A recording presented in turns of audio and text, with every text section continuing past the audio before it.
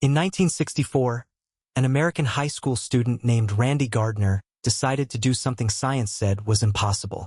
He was going to stay awake forever. Well, not forever, he set a target of 11 days.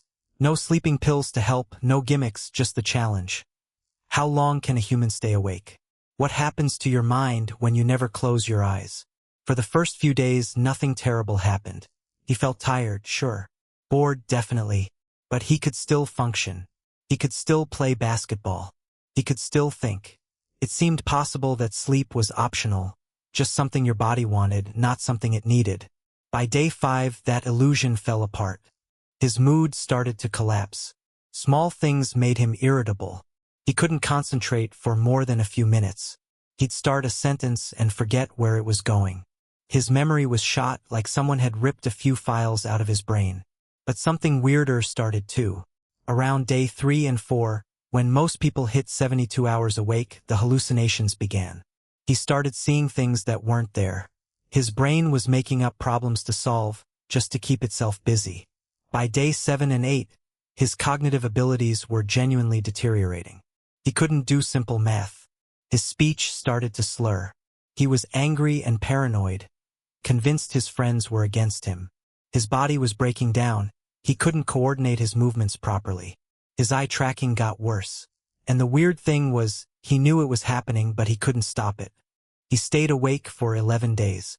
When he finally slept, he slept for 14 hours straight and recovered almost completely. But for those 11 days, his brain was doing something alarming. It was degrading in real time.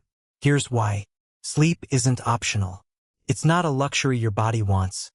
It's something your brain demands. When you don't sleep, your brain can't do the maintenance it does every night.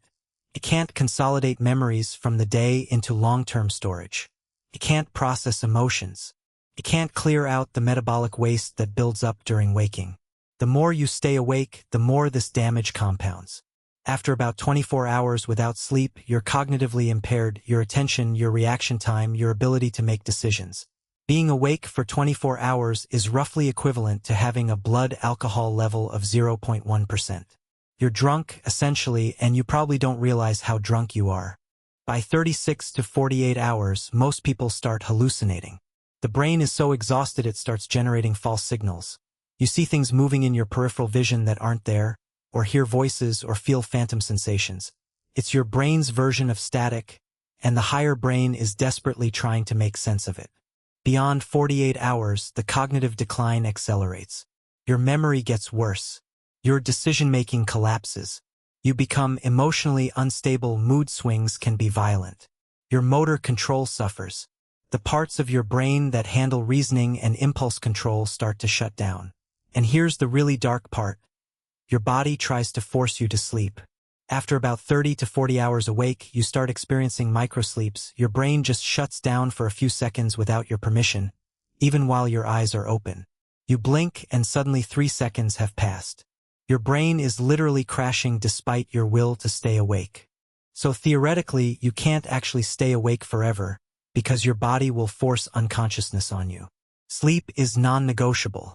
But what if your brain couldn't force you to sleep? What if something was broken in you and sleep was impossible? There's a disease called Fatal Familial Insomnia. It's rare, incredibly rare. It's caused by a genetic mutation in the prion protein, and it attacks the part of your brain that controls sleep. Slowly, gradually, the disease steals your ability to sleep entirely.